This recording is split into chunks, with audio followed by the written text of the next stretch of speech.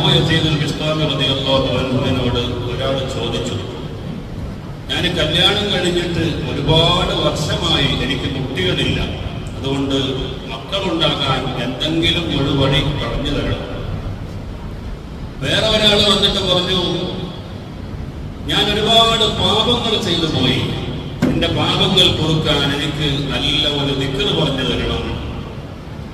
വേറെ ഒരാൾ വന്നിട്ട് പറഞ്ഞു, ഞാൻ കടക്കാരനാണ്, സാമ്പത്തികമായി വലിയ പരാധീനതയിലുള്ള ഒരാളാണ്, അതുകൊണ്ട് എന്റെ കടങ്ങൾ വീടാൻ നല്ല ഒരു വഴി പറഞ്ഞു തരണം. പ്രിയപ്പെട്ട സഹോദരങ്ങളെ, പിന്നീട് ആ നാട്ടിലുള്ള മുഴുവൻ ആളുകളും വന്നിട്ട് അബൂ യസീദ് ബിസ്താമി റളിയല്ലാഹു അൻഹുവിനോട് പറയുന്നു, മഴയില്ലാതെ ഞങ്ങൾ വരൾച്ച അനുഭവപ്പെട്ടിരിക്കുകയാണ്, അതുകൊണ്ട് ഞങ്ങൾക്ക് മഴ വേണം. അബൂ യസീദ് ബിസ്താമി റളിയല്ലാഹു അൻഹു ആരാ? വലിയ ഒരു മഹാനായിരുന്നു. പ്രിയപ്പെട്ടവരെ, തന്റെ ശിഷ്യന്മാരെ ഇങ്ങനെ ചർച്ച ചെയ്യുക, അബൂ യസീദ് ബിസ്താമിയെ കുറിച്ച് മനസ്സിലാക്കാൻ വേണ്ടി പറയാം. തന്റെ ശിഷ്യന്മാർ ഇങ്ങനെ കൂടിയിരുന്നിട്ട് ചർച്ച ചെയ്യാണ്, നമ്മൾ മരണപ്പെട്ടു പോയാൽ എന്തായിരിക്കും നമ്മുടെ അവസ്ഥ. കൂട്ടത്തിൽ ഒരാൾ പറഞ്ഞു, എനിക്കൊരു പേടിയില്ല. എന്താ നിനക്ക് പേടിയില്ലാത്തത്? ഞാൻ അബൂ യസീദ് ബിസ്താമിയുടെ ചെരുപ്പ് പേറി നടക്കുന്ന ഒരു ഖാദിമാണ്, അതുകൊണ്ട് മുങ്കർ നക്കീർ എന്നോട് ചോദിക്കാൻ വരുമ്പോൾ ഞാൻ ചോദിക്കും, നിങ്ങളെന്താ ഈ 10ാം ക്ലാസ്സിലെ കുട്ടികളോട് ചോദിക്കുന്ന പോലെ തരം താഴ്ന്ന ചോദ്യം, മൻ റബ്ബുക വമൻ നബിയുക വമാ ദീനുക? ഞാൻ അബൂ യസീദ് ബിസ്താമിയുടെ ഖാദിമാണ്, ഞാൻ ഇതൊക്കെ പഠിച്ചിട്ടാണ് വരുന്നത് എന്ന് പറഞ്ഞ് ഞാൻ അവർ ആട്ടിയോടിക്കും. സംശയം ഉണ്ടെങ്കിൽ ഞാൻ എന്റെ മരണത്തിന് ശേഷം ബാക്കിയുള്ള ആളുകൾ എന്റെ കബറും പുറത്ത് വന്നിട്ട് ശ്രദ്ധിക്കണം എന്ന് പറഞ്ഞു. പ്രിയപ്പെട്ട സഹോദരങ്ങളെ, അങ്ങനെ ഈ പറയപ്പെട്ട ഖാദിമ മരണപ്പെട്ടു പോയതിന് ശേഷം അവിടെ ആ സദസ്സിൽ പങ്കെടുത്ത ആളുകൾ അതാ തന്റെ കബറിന്റെ അരികിൽ വന്ന് നിന്നപ്പോൾ ഇതുപോലെ അനുഭവമുണ്ടായി എന്ന് മഹാനായ ഇസ്മാഈൽ ഹഖിയൽ ബറൂസവി തന്റെ റൂഹുൽ ബയാൻ എന്ന് പറയുന്ന ഗ്രന്ഥത്തിൽ രേഖപ്പെടുത്തി വെച്ചത് കാണാം. ആ അബൂ യസീദ് ബിസ്താമിയോടാണ് സങ്കടം പറയുന്നത്. ഒരാളുടെ സങ്കടം കുട്ടികളില്ല, ഒരാളുടെ സങ്കടം എന്താ, കടം കൊണ്ട് വിഷമിച്ച് നിൽക്കുകയാണ്, കടം വീടണം. വേറെ ഒരാൾ പറഞ്ഞു, ഞാൻ ഒരുപാട് കുറ്റകൃത്യങ്ങൾ ചെയ്തു പോയി, ഇത് പുറത്തു കിട്ടാൻ എനിക്കൊരു ദിക്ർ പറഞ്ഞു തരണം. മഴയില്ലാതെ വരൾച്ച അനുഭവപ്പെട്ടപ്പോൾ നാട്ടുകാർ വന്നിട്ട് പറഞ്ഞു, ഞങ്ങൾക്ക് മഴ വേണം. അബൂ യസീദ് ബിസ്താമി റളിയല്ലാഹു അൻഹു എല്ലാവരോടും പറയുന്നു, അസ്തഗ്ഫിറുല്ലാഹ് എന്ന ദിക്ർ ചൊല്ലിക്കോ, എല്ലാത്തിനും പരിഹാരമാണ്. അപ്പൊ ഈ ചെരുപ്പിന്റെ കാര്യം പറഞ്ഞ ഖാദിമുണ്ടല്ലോ, അദ്ദേഹം കൂട്ടത്തിലുണ്ടായിരുന്നു. അദ്ദേഹം ചോദിച്ചു, അല്ല ഉസ്താദ്, എല്ലാവർക്കും ഒരു വെടിയാണല്ലോ, ഒരു അസ്തഗ്ഫിറുല്ലാഹ്. ഈ ഗവൺമെന്റ് ഹോസ്പിറ്റലിൽ ചെന്നാൽ ഒരു ഗുളിക ഉണ്ടാവും, ഒരു പാത്രത്തിലെ അല്പം ഒരു ഭരണിയിൽ. ഇപ്പോഴല്ല, പഴയ കാലത്ത് കുറച്ചുകൂടെയൊക്കെ സ്റ്റാൻഡേർഡ് ആയിട്ടുണ്ട്. അപ്പോ തലവേദന പറഞ്ഞിട്ട് വന്നാലും ആ ഭരണിയിൽ നിന്ന് ഗുളിക എടുക്കും, പല്ലുവേദന പറഞ്ഞാലും ഉണ്ടാവും, പനി പറഞ്ഞാലും ഉണ്ടാവും, ചുമ പറഞ്ഞാലും ഉണ്ടാവും, എല്ലാത്തിനും ഒരു ഗുളികയാണ് എന്ന് പറഞ്ഞതുപോലെ എല്ലാ ആളുകളുടെയും പരാതിക്ക് പറയുന്ന മറുപടി അസ്തഗ്ഫിറുല്ലാഹ് എന്ന ദിക്ർ ചൊല്ലാനാണ്. അപ്പോൾ തന്റെ ശിഷ്യൻ ചോദിച്ചു, അല്ല ഉസ്താദേ, എന്താണ് നിങ്ങൾ എല്ലാവർക്കും ഒരൊറ്റ ദിക്ർ? അപ്പോൾ പറഞ്ഞു, ഇത് എന്റെ തീരുമാനമല്ല മക്കളെ, ഇത് അല്ലാഹുവിന്റെ തീരുമാനമാണ്.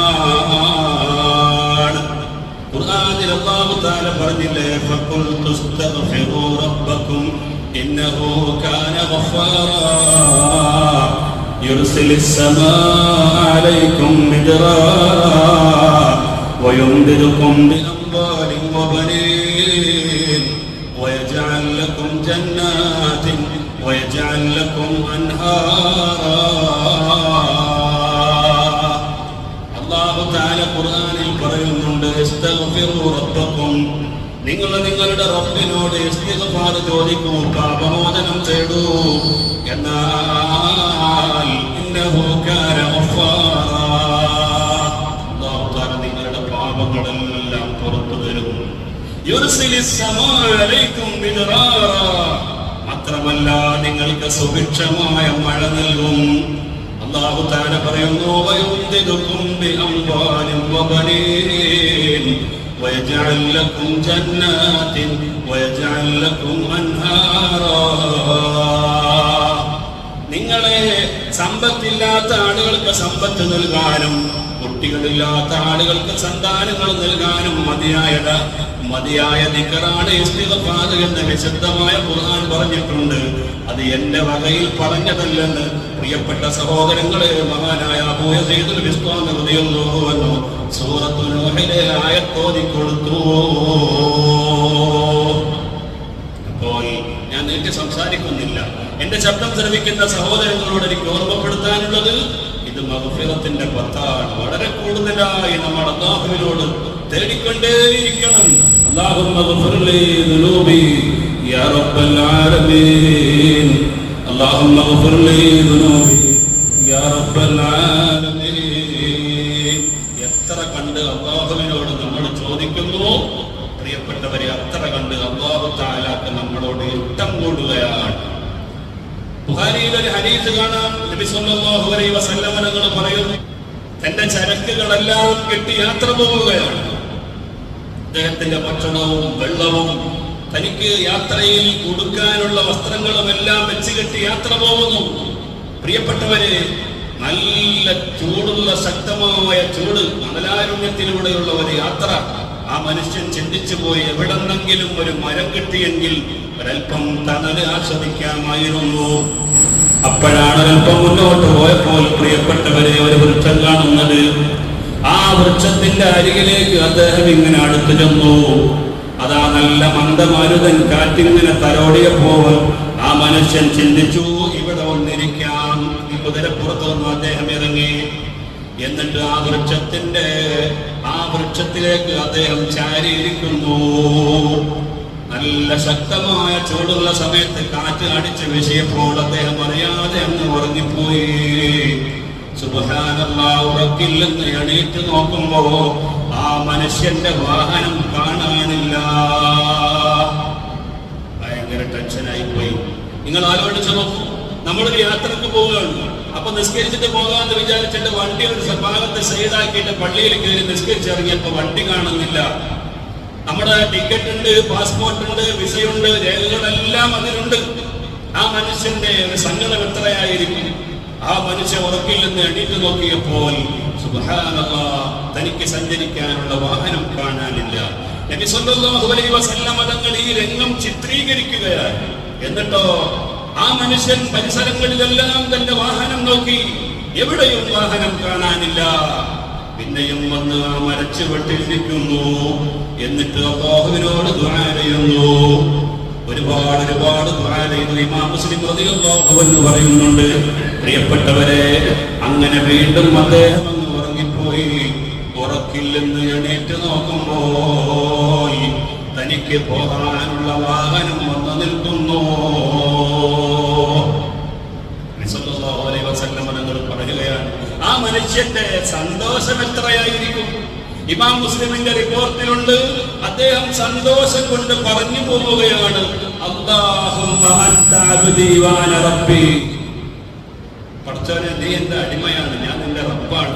സന്തോഷം കൊണ്ട് പറഞ്ഞു പോവുക. എന്താ ദ്വാരക്കേണ്ടതെന്ന് അറിയുന്നില്ല.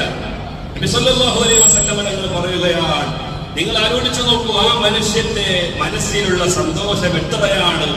എന്നാൽ ഇതിനേക്കാൾ വലിയ സന്തോഷമാണ് അല്ലാഹുവിന്റെ റസൂൽ ഈ ചിത്രീകരണം നമ്മുടെ മുമ്പിൽ നൽകിയിട്ട് പറയുകയാണ്, ഈ അടിമക്കുള്ള മാനസികമായ അവസ്ഥയില്ലേ, തന്റെ വാഹനം നഷ്ടപ്പെട്ടിട്ട് പകുതി യാത്രയിലെത്തി വാഹനം നഷ്ടപ്പെട്ടിട്ട് തന്റെ യാത്ര മുയമിക്കാൻ ആ വാഹനം പിന്നീട് തിരിച്ചു കിട്ടുമ്പോഴുള്ള ഈ മനുഷ്യന്റെ മാനസികാവസ്ഥ ഏതുപോലെയാണോ, ആ മനുഷ്യന്റെ സന്തോഷം എത്ര വലുതാണ്. എന്നാൽ അതിനേക്കാൾ വലുതാണ് തെറ്റ് ചെയ്തു പോയ ഒരു അടിമ അല്ലാഹുവിനോട് പാപമോചനം നടത്തുമ്പോൾ അല്ലാഹുവിനുള്ള സന്തോഷമെന്ന് അഷ്റഫുൽ ഖൽഖ് സയ്യിദുനാ മുഹമ്മദ് മുസ്തഫ സല്ലല്ലാഹു അലൈഹി വസല്ലം. അതുകൊണ്ട് എൻ്റെ പ്രിയപ്പെട്ട സഹോദരങ്ങളെ, ഞാൻ നിർത്തുകയാണ്. അല്ലാഹുവിനോട് വളരെ കൂടുതലായി നമ്മൾ പാപമോചനം തേടുക. ഇതെല്ലാം അടങ്ങിയ ദിക്റാണല്ലോ. അശ്ഹദു അല്ലാ ഇലാഹ ഇല്ലല്ലാഹ് അസ്തഗ്ഫിറുല്ലാഹ് അസ്അലുകൽ ജന്നത വ അഊദു ബിക മിനൻ നാർ. നബി സല്ലല്ലാഹു അലൈഹി വസല്ലം തങ്ങൾ പറഞ്ഞു, വശഹാദത്തു സമനുൽ ജന്ന. ലാ ഇലാഹ ഇല്ലല്ലാഹ് എന്നത് സ്വർഗ്ഗത്തിന്റെ വിലയാണ്. പിന്നെയോ പ്രിയപ്പെട്ടവരെ, ലാ ഇലാഹ ഇല്ലല്ലാഹ് എന്നത് സ്വർഗ്ഗത്തിന്റെ വിലയാണ്. പാപമോചനം തേടുമ്പോൾ അല്ലാഹുവിന് വലിയ ഇഷ്ടമാണ്. എന്നാൽ ഒരു പ്രാവശ്യം നമ്മൾ അല്ലാഹുവിനോട് സ്വർഗത്തെ ചോദിക്കുമ്പോ സ്വർഗം പറയുന്നു, പഠിച്ചവനെ ആ മനുഷ്യനെ എന്നിലേക്ക് അടുപ്പിച്ചു തരണം. നരകത്തെ തൊട്ട് അല്ലാഹുവിനോട് കാവൽ തേടുമ്പോ നരകം പറയുന്ന, റബ്ബേ ആ മനുഷ്യന് എന്നെ വല്ലാത്ത പേടിയാണ്, അതുകൊണ്ട് എന്നിലേക്ക് അദ്ദേഹത്തെ കൊണ്ടുവരല്ലേ. ഈ 4 കാര്യങ്ങളും അടങ്ങിയ ദുആയാണ് അശ്ഹദു അല്ലാ ഇലാഹ ഇല്ലല്ലാഹ് അസ്തഗ്ഫിറുല്ലാഹ് അസ്അലുകൽ ജന്നത വഅഊദു ബിക മിനൻ നാർ.